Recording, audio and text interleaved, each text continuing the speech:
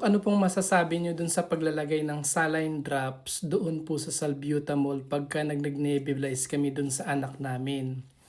Alam niyo po yung saline drops at saka yung sodium chloride drops, pwede pong magkaiba po kasi yun. Yung saline drops po kasi, yung percentage ng asin doon sa tubig, doon sa saline drops. Usually po kasi yun or not usually pala. Yun ay 0.9% yung alat or asin. Yung namang sodium chloride, although asin po yun, pwedeng iba po yung concentration ng asin nun. Pwedeng more than 0.9%, pwedeng 1%, pwedeng 3%. Alam ko naman po kung bakit kayo naglalagay ng tubig o yung saline sa salbutamol. Kasi po, para madagdagan yung pag-liquefy or pagtubig ng makapit na plema, di po ba? Pero case to case basis po kasi yun. Halimbawa po, no? Generally po kasi ang principle ng alat or asin, salt attracts water. So kapag ka maraming salt, mas maghahatak po yun ng tubig.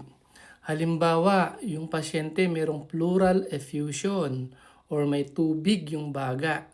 So, maghahatak lalo po ng tubig yun. So, hindi maaring alalay lang sa pag-nebulize ng may saline kasi lalong magtutubig po yung baga, di po ba? Yung salbutamol naman, pwede kasi i-relax nyo yung bronchial smooth muscles para lumuwag yung paghinga. So, yung salt na pinag-uusapan natin, dalawang klase po kasi yun, yung tinatawag na salinity and tonicity. Magkaiba na naman po yun. Yung salinity nga po yung 0.9%. Yun po kasi ay parang yung salt na nasa dugo natin. Kaya yung saline na 0.9% sodium chloride, pwede nga ilagay yun sa dextrose.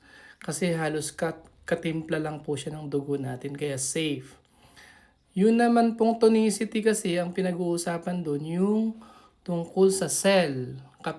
Kasi kapag ka po nasobrahan ng asin sa dugo, yung tonicity, magsishrink naman yung cell. Kapag ka naman kulang, pwedeng mag-swell or mamaga yung cell. Yun po yun. Ano po?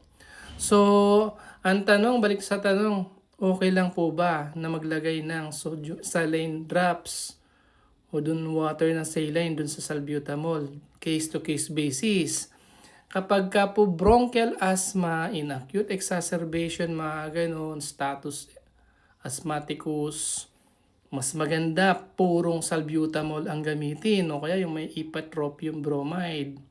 Pagka naman ang purpose mo, yung plema ay kakalasin mo, ililiquify mo, tutubigan mo para mas madaling makalas, pwedeng maghalo ng saline dun sa salbutamol. Pero kapag ka yung baby, halimbawa 1 month, 2 months, medyo maliit pa po yung katawan kasi yung baga medyo maliit. So, maaari kapag ka nilagyan mo pa ng saline, yung salbutamol, maaaring magtubig naman yung baga. Kasi 'di ba kapag ka nagde-nebulize, ang gusto natin ay lumuwag ang paghinga. Paano kung masobrahan naman ng tubig yung saline dun, 'di po ba? Yung salt mag-a-attract pa lalo ng tubig. So yung ginagawang ganun case to case basis po. Sana may natutunan po kayo sa vlog na ito. Good morning.